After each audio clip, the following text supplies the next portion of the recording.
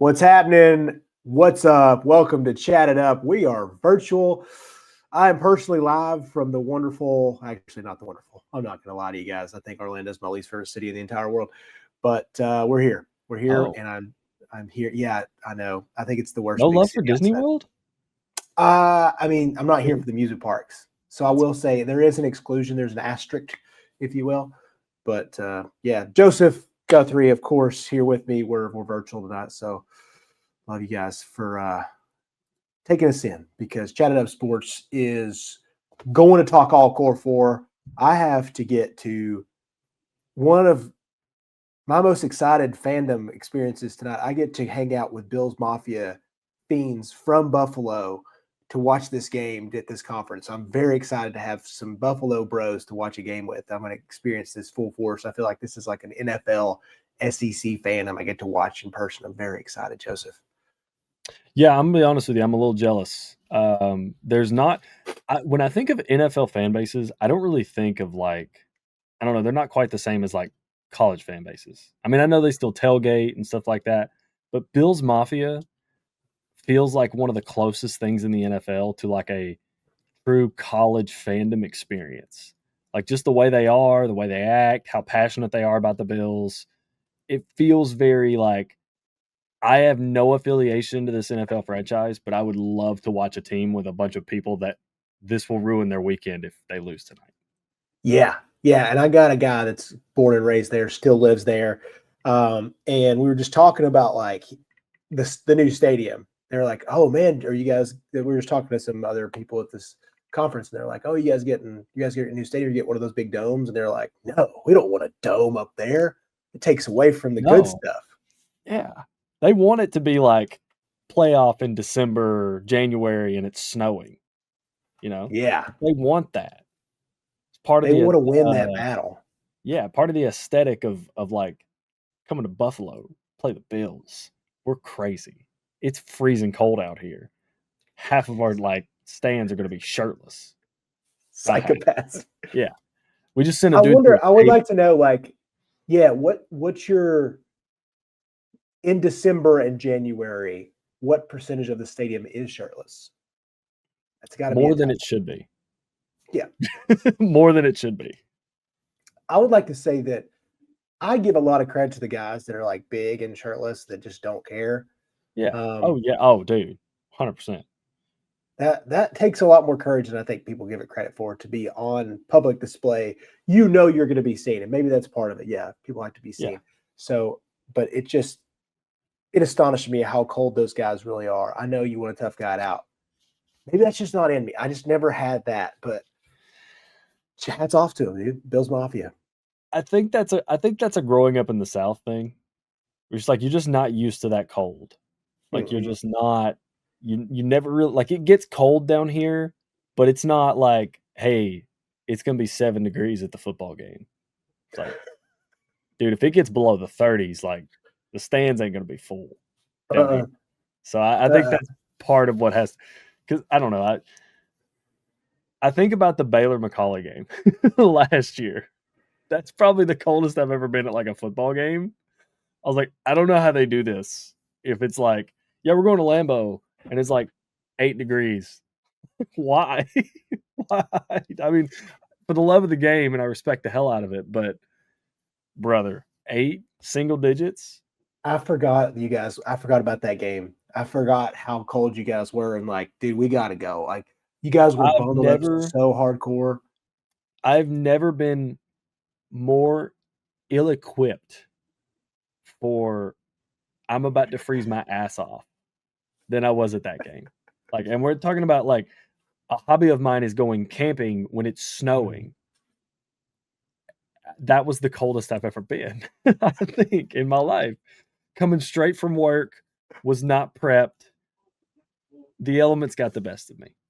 It was, Well, you could look up in the stands. Like everybody took the L and went home by yeah, halftime, and yeah. of course that game was different. And what a spectacle that's going to be this weekend again. Like the Oh, yeah. fact that we are in a national stage here in chat is it's so funny to me. Like this is going to be a huge game again, of course. And yeah, I was like thinking about like if we have Louisville and Bama and Ohio State and Tennessee, like what a recruiting class they're going to have just from down the road. Yep. All right, let's get into the core four because I'm excited to go watch these crazy Bills fans. They've been ready to party for this whole week. So today, I think tonight I'm going to see the best of it. So very excited. All right, we're going to start out USC Oregon. You mentioned a good thing earlier before we hopped on. Like this is part of the season where we can stat you to death, and I'm going to throw out some stats because I think it's going to help sway a few things. But you're right. This is a lot of vibes. This is a lot of. We kind of know who everybody is now. Kind of. I'm still like the Oklahoma-Bama thing just threw a whole wrench into my perspective on the SEC. I'm like, I don't know what the hell happened. So we'll talk more about that Oklahoma team here in a little bit. But I'll let you go first. Oregon, USC. I don't have a spread in front of me. Do you know what that is? Last I checked, it was 9.5. I think at some places it's 10.5 on ESPN. According to, I mean, they're still calling this platform ESPN Bet. It's minus 10.5. I think on FanDuel it's 9.5. So in that 9-10 range, right at like a 2-possession spread. But one of the things I've heard on several other shows is that Oregon has the number 1 pass defense in the nation. Like, okay, that makes sense. That's cool. That's a good stat. That's something that you would like want to pay attention to. And then you kind of look up their schedule, and I want to read through you some of the teams, and you tell me when you hear a passing attack that scares you. Okay. Penn State. Now this was Penn State with Drew Aller. Still not quite there. The running game was the emphasis of that team. Bingo. Indiana. Yeah. They lost to Indiana. Elijah Surratt, Fernando Mendoza. That's a solid passing attack. Oregon lost that game at home by double digits. Allowed 30 points. Yeah. Yep. At home. After that, we go at Rutgers, Wisconsin at home, at Iowa. Iowa doesn't know what a forward pass is. And Minnesota at home. Number 1 pass defense, man. They've played one team that, in my opinion, legitimately knows how to throw the ball down the field. And it's Indiana. And they got smoked. They low-key got smoked. So I'm curious how effective Mekhi Lemon and Jacoby Lane are going to be, because I think they're going to have their day, and I think they're going to help USC move the ball. But I'm worried about USC inside the 20s. Like if they have to settle for a lot of field goals, I feel like that's going to be the ultimate downfall of USC. And a lot of the times with a team like Oregon and the culture that they have, when they get hit in the mouth like they did with Indiana, it kind of changes that team for the year. It shows them some things about themselves. It shows Dan Lanning some things about his team that I don't think maybe they didn't know yet, because they didn't have an opportunity to know, because before they played Indiana, they'd played Penn State, Oregon State, Northwestern, Oklahoma State, and Montana State. So it wasn't really a team that could like show you things about yourself, about your team, and about your program that Indiana was able to. And I think Oregon's probably going to learn a lot from that. There have been rumors, whispers, talks that maybe Evan Stewart's going to come back potentially for this game. I'm not going to buy into it. I'm not going to base my analysis for the game off of it, but it would be a huge get if Oregon did get Evan Stewart back. But even if they don't, I still think I like Oregon to win this game. I think they'll have more consistency running the ball, and I think they'll be able to not necessarily outscore USC at like in a scoring race standpoint, but I think they'll be able to get a little bit of margin and keep it roughly around that like 10-point range. I like USC to cover at 10.5, but I do think Oregon ultimately wins this game. This kind of feels like a culture game for Dan Lanning for the year. USC, while they've been better this year, I still don't think they're quite where they want to be. I know they got that number 1 recruiting class coming in, so that really helps. I do think Mekhi Lemon and Jacoby Lane are going to be effective in this game for USC, but I'm leaning more towards I think USC's been worse on the road this year. Now, I will also say this is like a old school Pac-12 Yeah. like northwest game. They're not flying across 2 time zones to go play Rutgers or Illinois. This is a same time zone. We're going up north a little bit. This is almost like a Ohio State flying to Michigan or something like that. I know distance wise it's not exactly the same, but it's just for the sake of the example. It's the feel. Yeah, yeah. You're still Yeah. the time zone part does make a difference. Like it does. Yeah, it matters, especially if you're a West Coast team playing Illinois at noon. But I do still think USC hasn't been the same team on the road. So I think that also plays a factor in this game. I like Oregon to win. Depending on what platform you're looking at, I think Oregon wins this game right at about 10. I'd pick USC to cover if it was 10.5 or more. I like Oregon to win and USC to make it interesting. I am with you there. Like that's one thing you spoke on the run game. What they've done with Noah and Davidson after the Indiana loss and turn them obviously into the feature backs. Like this has been a hoss of a running game. Mm-hmm. And look, whatever you think about, I don't think Minnesota's a great team, but that's supposedly a team that's going to muck it up and make it ugly, and they can't. It's hard to score on them, and they've shut some people down this year. And I think they're just a matchup with speed. I mean, let's be honest. A bunch of Minnesota white dudes. It's hard to cover Oregon or somebody like that. But yeah, I think they have tore it up on the ground. I think they awoke in the monster after that Indiana game because they got just mollywopped, as Brandon Walker has said a few times, by Indiana, like especially on the defensive side. Mm-hmm. I just thought, man, we had Dante as our Heisman guy after the Penn State game. This was our dude. And then all of a sudden, man, like they just got locked up. And I think they were a little Dante dependent early on in the season, but now these running backs have just been on a roll. I think Davidson's had a 100-yard game and 2 tutty game, and they've had just guys running all over, and they wrecked Minnesota. So I just think they have had a change in offense that's been for the better. I think they're going to run all over them. I think they've done a really good job of like time of possession and controlling the clock in a lot of ways, but I don't think they're going to be taking some big chunks. Like I think that's one thing they're going to tear up USC on that. I still like Mackay, and I still think Lemon's just a stud, and they've got 2 of the best wide receivers in the country. And it's crazy to think, like, even if they would have had Branch in this offense to have 3 monsters. I know you're enjoying the fruits of those labors. Listen, that would have been insane as a 3-headed monster, but I'm really glad Zach Branch come on down to Athens. So. Yeah, he just changed a different color red, big dog. That's all he did. Yeah, just different shade. Yeah, so I just like with Lane and with Lemon, it's just nasty right now. So I think they're going to be able to score some. I know, like you mentioned, the pass defense thing, it's like, who have you really got? Who have you really played? Again, it doesn't want to take away anything. I'm not saying they're bad, of course. I'm just saying, hey, it's going to be a test. I think USC is going to get to about 27. I'm kind of with you. I think it's going to be pretty close. I think this might be like a 31-27 type game because I do think this running game is going to get all over them, and I think more being able to kind of let it rip is going to be nasty. Dude, it's just one of those things like USC, until you guys learn to play defense, I can't trust you in these games. And as you mentioned, they've not played well on the road. Like they've lost again, I know you had to travel time zones, but Illinois is not as good as a team as Oregon, in my opinion.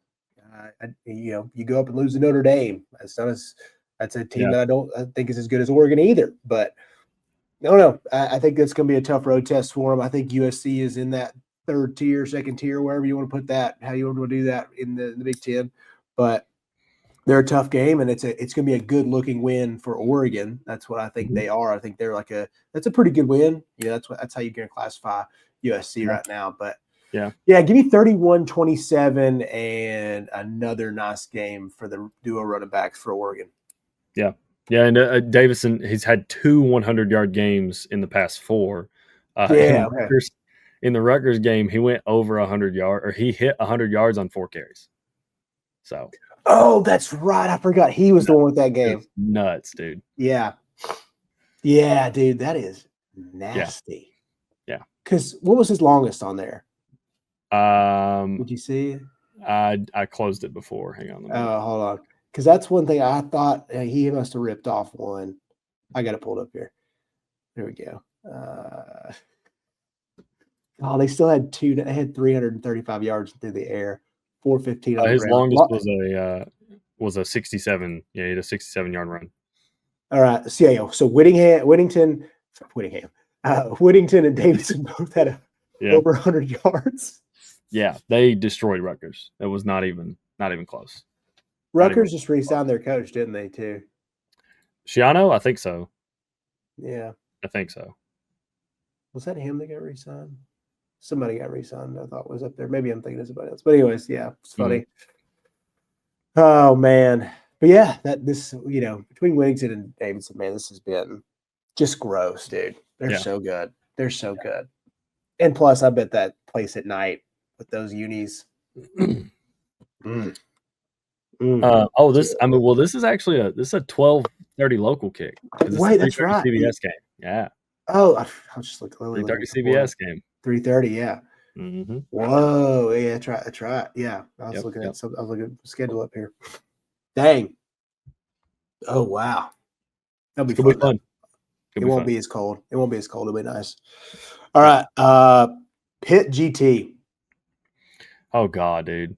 I know this is a weird one to pick. I hate to say that. It's just, I don't know. I don't love them. I don't love what Georgia Tech's given me over the last few weeks. I don't love that you gave up over 30 to Boston College. I don't love that you gave up, I think it was 40 to NC State. Yeah. I'm not crazy about that, especially because I know what Pitt looked like last week against Notre Dame, but listen, that's Notre Dame, and Pat Narduzzi said, hey, this game essentially doesn't matter. I'm not going to forget about that real quick. I think Pitt can move the ball, man, and the way Georgia Tech's defense has been playing, it doesn't – I don't know. The logical part of me looking at this game says, yeah, Georgia Tech wins. Georgia Tech wins. It's at home, 2.5-point favorite. But the more I think about it, the more I'm like, I really think Pitt can win this game. Mm-hmm. I think they can move the ball. I think they could score. And I kind of, if I have to pick a defense I trust a little bit more to get a stop, I kind of think I'm going to pick Pitt. As much as weird as that might sound, I don't know. Georgia Tech's defense has not exactly instilled confidence in me with their last few performances. And 48 to NC State, 36 to Boston College. I know those are both on the road. I understand that. I get it. And this is a big game for Georgia Tech. It's the last ACC game. This is essentially where you make your playoff stand, in my opinion. If you don't win this game, I'm probably not going to pick you to beat Georgia. And I don't think you're going to get in as a 3-loss ACC team who missed the ACC title game, because I think they would, barring the result of some other games, if they lost to Pitt. So for that reason, and because it's at home, I'm going to pick Georgia Tech. I'm going to be honest with you, Chase. Coming into the show, I was fully prepared to pick Pitt. I feel like you had the Pitt in your mind. I thought you were going to do it. I still did. I really did. Up until that last moment where I looked at the schedule and who they've got left, and plus it's at home, and this is a really big get up spot for this team.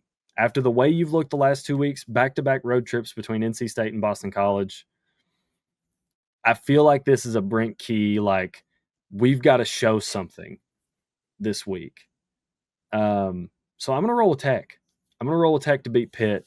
I don't feel great about it.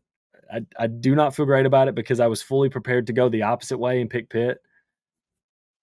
But I'm going to do it, man. I'm going to roll with the Yellow Jackets to beat Pitt and to stamp their ticket to the ACC title game. Yeah. Okay. We were talking about the stat you to death thing. I got a perfect one here for you. I'm going to start on the Georgia Tech side first. Okay. Really good article. Pittsburgh Sports Now. It's the On3 site for Pitt. Shout out to our boy Nathan Brinksinger. He wrote the States kind of like an offensive, how they stack up against each other on statistically. Good gosh, I can't talk right now. Cold medicine, shout out. All right, so here's one of my favorite ones. Like third down conversion is a huge deal. We all know that, right? Pitt is, when I tell you, Joseph, they are horrendous on third down. They are 118th in the country, and they convert 33.1%. That's terrible. Oh, That's that's terrible. horrible. Yeah. Oh God. Georgia Tech, 9th, 51.3%. Really good. Georgia makes Tech sense. gets to those third and shorts. That's the thing. Yeah. Like, and Haynes King's a monster, dude. Yeah. And so you look at that and you're like, dude, how in the world do they move the ball? Well, because they're 31st and they convert 64% of their fourth downs. Pitt does. So Okay. there you go. There you go. It's just funny. Like you could take that third down stat and be like, dude, there's how in the world could you pick them? And then you flip it over. And it's really good. So he has this whole thing. It's everything: passing offense, rushing offense, on down. And Georgia Tech just rolls over Pitt. But then you go to the defensive side, and the only thing, and they're not that close, like fourth or third down. Let's go on the defensive side of the ball. Pitt's actually 30, or sorry, there are 20 tied for 28 at 34% against third downs. They're awesome. Pitt's not so great, 69, 39%. Dude, Pitt's defense is like just so much better than Georgia Tech's. Georgia Tech, the only thing they have is red zone defense. It just blew my mind, like seeing how they stack up against each other. I was like, holy crap, dude. The offense is so much better for Georgia Tech. The defense is so much better for Pitt comparatively. They're both playing middle of the road teams in my opinion, like in the ACC. The NC State game blows my mind. And I'm with you. I'm going to pick Georgia Tech, but I can't tell you how reluctant I feel.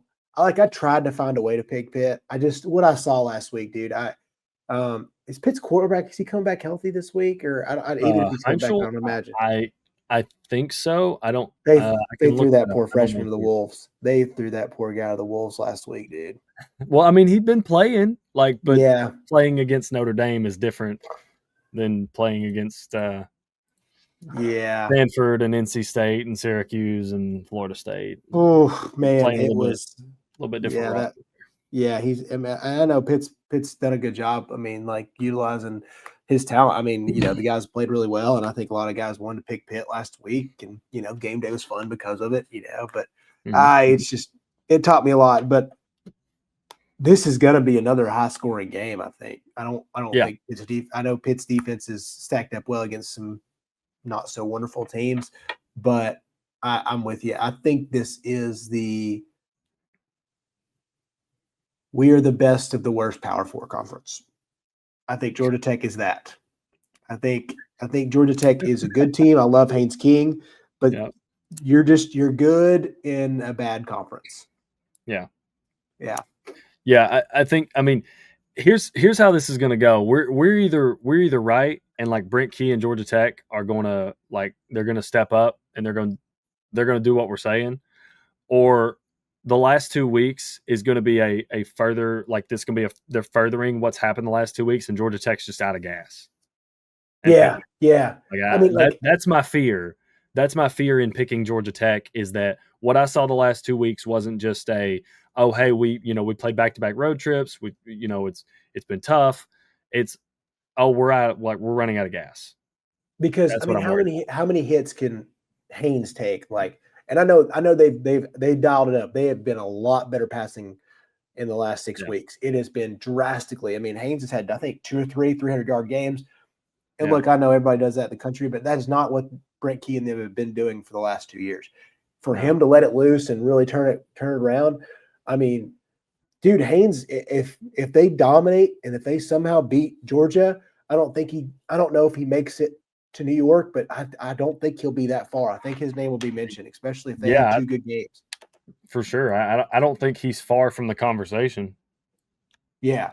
It's a weird year right now, and I don't think he's somebody that's too far off, and I think he's jumped up a lot, and I don't think he's leading the nation in rushing touchdowns anymore, but I still think he's up there.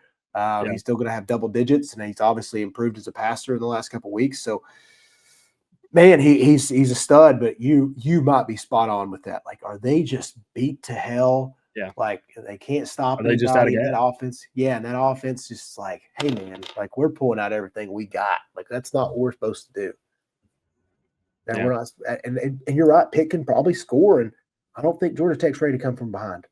That's what I'm afraid of. I don't think that's going to be a place they want to get to. Yeah, I don't think they're. I mean, they're not built to play in a hole. That offense isn't.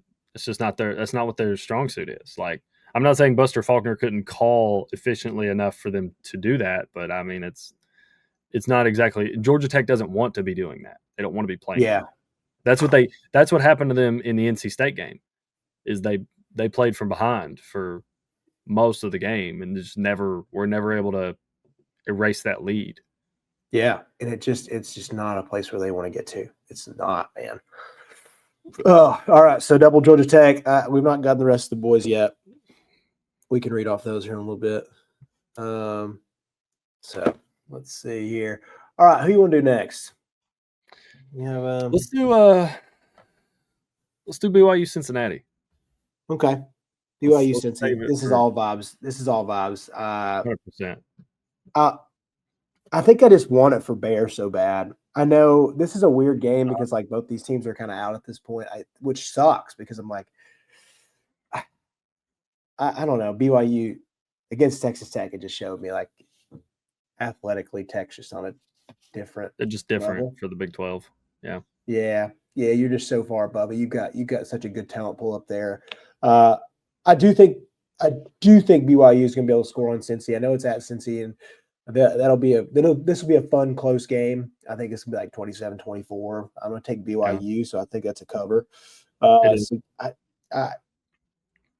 I like Cincy again. I thought 3 weeks ago when we talked about it on the pod, what they were doing at the time looked really, really good, and Sorsby just didn't have it last week, man. And I was like, I think BYU can get them defensively. I think they've shown some gaps. Like it's a pretty good team in the Big 12. Like again, there's just a lot of pretty good teams in the Big 12, and I think Tech's just so far above everybody. Like it sucks because I don't think BYU they can still make the championship game, right? Yeah, they can still make. They've only got one loss in the Big 12, and that's to Tech. Texas Tech. Okay. So yeah, BYU is still very much alive for not only. I mean, do you? That's what I was going to ask Nick. Like they're still alive for a playoff spot. I know that would more than likely mean they had to beat Texas Tech, and I don't think they would if they played them again. But I mean, they're still alive for a Big 12 title and an ACC title, or a Big 12 title and a playoff spot. Because the rest of their schedule, they play Cincinnati. If they win, they've got UCF at home. So I mean, you want to send some boys from Central Florida out to Provo, Utah, and yeah, it's like they have a 44%. This is according to ESPN, 44% chance to make it. That's a lot higher than I thought. I'm not gonna lie to you. Yeah, and I mean, if some of these SEC games play out the way that we think they could, like if Tennessee loses to Florida and beats Vanderbilt, I think that pulls Vanderbilt out. If Texas loses to Texas A&M, I think that pulls Texas out. If Missouri was to beat Oklahoma, which I know we're going to get in that game in a minute, if Missouri was to beat Oklahoma, that would probably pull Missouri out. And then all of a sudden you go from like potentially 5 SEC teams to just 3 of them, 2 of them just evaporated. Or 4. You'd be, I guess, 6 SEC teams because Ole Miss is probably still alive. But on the fringe there with Vandy and Texas. To them, or I guess it'd probably be Vandy, Oklahoma. I don't. Yeah, Vandy, Oklahoma. I think Ole Miss and Ole Miss, Georgia, and A&M are locks in my opinion. Yeah. Alabama's got to beat Auburn, because I don't think they'd punish Alabama for losing the SEC title game. Like I don't think they'd kick them out if that was the third loss. You're right. Because I don't know. Which is weird. What if it's an ass whipping? You know, like. I think that's the only thing. Like, do you remember in the 14 playoff era when Ohio State just totally wood chippered Wisconsin and that put them in the first 14 playoff? Like they were supposed to be out and then they won the Big Ten like 56-10 or something like that. I don't want to say losing your conference title game could get you pushed out of the top 12, nor do I think it should. But I mean, if you just get housed, like if they were to lose like 55-10, that might be enough to be like, hey, Like, or what okay. if you? I think they're going to get the benefit of the doubt, but what if it is like, what if it's like a 17-14 win at Auburn, so that gets you in, and then it's what if it's just a beat down 42-10 against A&M? I mean, Like, that might be I don't the know. only way. I mean, if you're getting in, I think they're getting in if they get to Atlanta. I agree. I think they're in regardless if they're in Atlanta, and I think they should be. Like if you're in the top 12 prior to your conference championship game, like I think you should probably stay. Depending, obviously, I know there's a lot of factors and stuff like that. Like the SMU Clemson thing was different last year because it's like, hey, the ACC auto bid is going to Clemson. That's why SMU's knocked out because they lost their like. So situations like that, yeah, but I don't know, man. It'd be interesting to see what the rest of the field looks like when the dust settles for that SEC championship game. Now we're also assuming Texas A&M still has to beat Texas before Texas A&M and Alabama play in the SEC title game. If Texas A&M True. loses, it's probably going to be Georgia. So we still got a lot to figure out as far as the SEC goes. Yeah, I thought we would have at this point like pretty clear. I thought we'd have I thought we'd have a lot less than 4 teams like that. I feel like I guess Ole Miss can't make it, right? Can they make it? No, because Georgia's done No. with their SEC schedule. That's right. Yeah, because all they have is Tech left. But what it would take Alabama losing to, well, I guess Ole Miss still technically could. If Alabama lost to Auburn, A&M lost to Texas, I think you might get Georgia and Ole Miss. Oh, okay. But you would have to have Bama and A&M lose. Okay, I wasn't sure if A&M would falter. I didn't know how that worked. Well, like Ole Miss and A&M didn't play each other, so it'd be like a strength of schedule, like tiebreaker. Yeah, and I think that nod would go to Ole Miss. Yeah, probably so. They've been through it. Yeah, they've been through it. But anyway, we're talking about BYU Cincinnati. I know somehow we got to the SEC. Somehow, here we are. Well, we started talking about playoffs, and then that led us into all these other potential scenarios and things like that. So, but did you make your pick? Did you? No, not yet. I'm gonna take BYU. I think this is I think this is another one. 27-24. Yeah, I did make it earlier. Yeah. This is. I think this Cincy team is just pretty good. They've proved me wrong a couple times. I will never bet it for them or against them again. Because last week I just thought, no way, Arizona. Which Arizona, I don't know what the hell they are. I watched them at the beginning of the year, and I'm like, no, Vita, they're decent. And then they get to 7-3, and I'm like, I thought you guys were terrible. And then I was wrong. They just somehow they go to Cincinnati, beat the time zone thing, and here they are. W. We were just a year early. Like we thought we thought Arizona would be this team last year, and they weren't. So we were just a year early. That's all it was. Yeah, that was a collective group. We sucked at picking those guys last year. Yeah. I remember that because we all loved them because of the Tet thing. We're like, because coming into the season, I was like, dude, I think they could between Tetterell McMillan and Noah Fafita, I was like, I think this team could contend for like a Big 12 title, and then I think they had a losing season. I don't remember exactly. I think that was one of our big overs. I think a lot of us we bet on that a couple of times. So I was like that. Yeah. Speaking of betting, I'm 1-1 financially with BYU. I faded them when they played Utah, and then I rode with them when they played TCU. I have picked against them a couple of times. I picked Iowa State to beat them. That was just wrong. And I'm gonna be honest with you, man. I'm not fading BYU anymore. I kind of think this team's a wagon. So give me BYU and the Cougars to beat Cincinnati. I think they'll be able to make Cincinnati one-dimensional.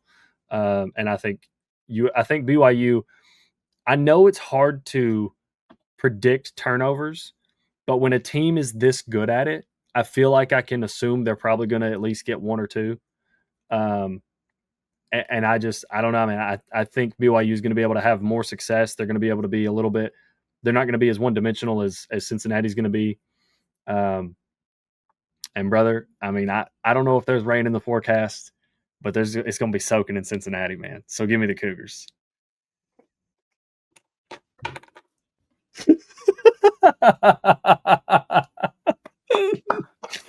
Okay, touche, brother. Zing. Zing. I'm proud of you for that one, dude. I'm proud of you. Yeah. All right. Couldn't help it. It hit me, and I was like, "This has got to go. This one's got to go." So, dude, you took the layup when you flushed it. You dunked it. You're like, I can get through this. Okay.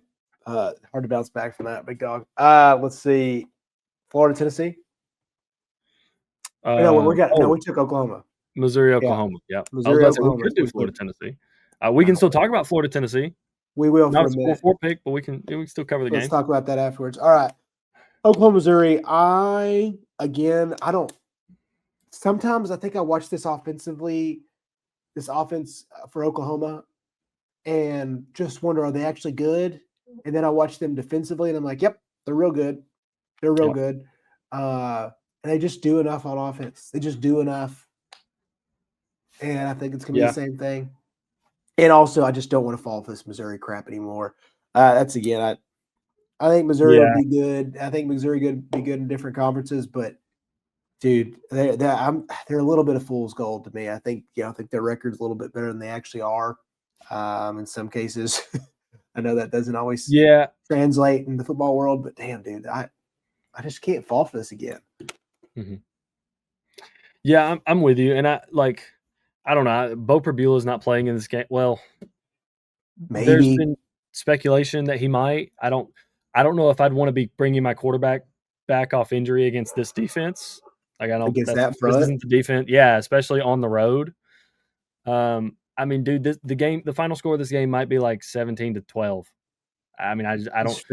Who's getting a touchdown outside of Oklahoma's defense when inevitably like strip sack Matt Zollers and run it back? Yeah, I don't see enough offensive firepower from either one of these teams to pull away. So I think because of that, either one of them could win it. I'm going with the defense I feel like I trust a little bit better, and that's Oklahoma. Plus, it's at Oklahoma. 42.5 is the total. I don't know if this game will make it out of the 30s.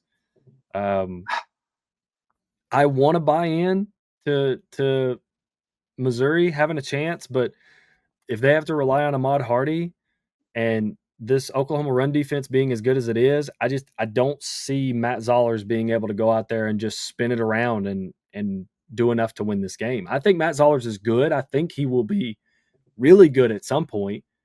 But just not right now. Like I'm just not there yet. So give me Oklahoma, give me Mateer, who has almost as many interceptions as he does passing touchdowns. But that shocks the hell out of me. This point of the season. Like I think Oklahoma's defense will set their offense up in some more favorable situations, and I think they'll be able to win this game. Give me Oklahoma like legitimately 17-12. Like I could see Missouri getting a bunch of field goals. Damn. And I think that's another part is like Missouri's defense is pretty good still. Like they've got a really good front. So whatever Oklahoma's going to try to do, like this could be just nasty. I just think, and I'm with you, I think the Ahmad Hardy part, I think he's a really good running back. I think he had a very favorable schedule and he got a bunch of yards and he was really good early on. Mm-hmm. And then now with Bo out and whatever you think about Bo, he's still a game changer. He's going to be a little bit better. And I'm with you. I don't see why you throw him out there. Like you got what, 2 more years with Bo? 1 more year maybe if he's turns into a godsend. But dude, he's got too much time. Don't burn it. Don't get him knocked out this game for too long. Yeah, in my head I had like 20. maybe like 2013. Like dude, getting to 40, getting to 40 with these teams right now. Maybe Yeah, we're wrong. that's Maybe they just expose each other somehow, some way. But I think that's like out of the 10, if you play 10 games with these teams, covering 2, 3 out of those. yeah, and that's the games where it's like, oh, hey, we had 2 punt return for touchdowns. We had a interception. We had a pick six. We had like Missouri got like 3 drives that started inside Yeah. the Oklahoma 30. Like, I think that's the game where it goes over 42.5. Yeah. But right now, in most scenarios, I just don't see it. And I think Material is just better on the ground, and you'll get some stuff where he makes some plays, and if he just doesn't turn the ball over, which I think Missouri can cause a few turnovers. Yeah. So that's going to cause some stuff. But I think I'm with you. I think this is a field position game. It's boring as hell. It's at noon. It's going to feel like noon it's going to kickoff. feel it's going to feel like a noon Big Ten game back in the Yep. day. That's what it's going to Yep. feel like. Give me Oklahoma. I think they're just better on defense, and I think they can do just a little bit more on offense, especially with Bo out. Yeah. Reluctantly, I don't know. And maybe this is just the way Oklahoma's going to make it to the playoff. Just win ugly, be defensive, be nasty. Because you win this game, I don't see how they don't make it. Yeah, I mean, they've got Missouri at home and a shell of an LSU team left. Especially if LSU loses to Arkansas this weekend, that's Oklahoma's 2 remaining games. Oh, what is that? What is LSU Oklahoma over under going to be? 43 and a half, maybe 40 and a God. half, 41 and a half. The same. Whew. It's literally the same game 2 weeks in a row. Yeah, same game. Well, I mean, Wow. Missouri has a better run game. So like there's True. that. So I mean, we might be Yeah. looking at 39 and a half for LSU Oklahoma. God, you want to talk about ball control? That's all we're looking at here, dog. Yeah. Yeah, I no offense. This is not going to be a beautifully offensive play game in most scenarios. Again, you never know. It could be the one game, and you see it. If you play it out 10 times, this would not be it. But Yep. any given Saturday, God, I would take a lot to go down to the swamp and win. Yep. 2003, man. I think, right? Isn't that wild? Yep. Was That's Drew even born? I think he was less than a year old, is what he said on Monday. Yeah. Like that. Yeah. Blows my mind. I don't feel good about it. For those watching, we've moved on to Florida, Tennessee. Yeah, sorry, we moved on to Florida, Tennessee, going down to Gainesville. And this is a night game in the swamp, sold out. Tennessee has not beaten Florida at Florida since 2003. Yeah, I think you have every reason in the world not to feel good about this game. I think you'd almost feel better about this game if Tennessee was in the position they were in and Florida had everything to play for. Like if Florida was like 9-0. If we had nothing to lose. Yep. Yeah. And now it's the opposite. Now it's like, hey, we don't even have a head coach. I'm going to be honest with you, man. I know the game's not on the core 4. I think Tennessee rolls. I'm just going to keep it a buck with you. I really do. I think Tennessee rolls. I know the spread's only like 3.5, 2.5, something like that. I like Tennessee to win. I like Tennessee to cover. I think you win by 10, like 34-24, something like that. In my heart of hearts, like I'm trying to be like non-fan. Like I try to do that as best I can nowadays, like I'm with you. I think they're a way better team. I think Florida's defense has talent, and I think they're not giving up. And I do think there's just like, dude, I just want to get to the end of the season. Yeah. We're going to play hard. When we're out there, like you just flip a switch no matter what. But what if that switch is only like 85%? Yeah. You don't even know it's not all the way on. It kind of just got a little sticky on there. It can't get all the way there. But like that's how I feel like they are. But then there's also a part of me. It's like if there's going to be one chip of honor left in this season for Florida, it's to go out and win this freaking game. We keep the Tennessee streak alive. Like that's your last thing. Like if you have something to hold on to, that's it. That's a pretty good die on your shield thing. Like, and I hate it. And I hate that we are their last brink of, I don't know, pride, I guess, like in a way. I think, is that also the last home game? Let me pull this up real quick. That makes sense. Because that also kind of, it's up to Tennessee -4.5. That's according to ESPN. So somebody's looking at this. I bet a ton of money came in on Tennessee. Dude, 3.5's a lot. Yeah, no, this is not your last home game. Florida finishes with, they've got Florida State at home. Okay. Yeah, that's right. Okay. That'll be good. That'll be so that, but still it's their last SEC game. So I think there's a scare early. I wouldn't be surprised if like it's 14-14 at the first quarter, like both teams came out there. And you're like, oh shit, dude, if Florida's gonna score on us, they're deep. We can't stop a nosebleed. How they're going to stop us eventually. So I think it's just scary, but I'm with you. I think this team offensively for Tennessee is just, I mean, light years better than Florida's offense. And look, if we get a couple stops, man, just a couple stops on a not very good offense, then you got it.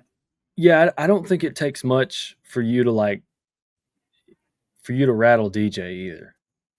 Mm-hmm. And I think that's the big the thing that's kind of making me lean towards Tennessee even more is your pass defense is not great. And Florida definitely has the athletes to take advantage of that, but I think that D-line can get after DJ. And I don't think it takes much to rattle him and make him have some errant throws, make him make some bad decisions. And then, all of a sudden it's like, hey, we went up 10-7 and we've got the ball. We just picked off DJ, got the ball on Florida's 45, Yeah. Yeah. I'm with you. It doesn't. My question to you is like, at what point does like the panic start to set in playing Florida? Like, what does that look like for you? Like third quarter, you're down by 7, third quarter, you're down by 10. Yeah, probably third quarter. Honestly, I'm not gonna lie to you. Third quarter down by 14, and we just can't. Like, if it's like somehow we can't score, like the offense just falls flat somehow, some way.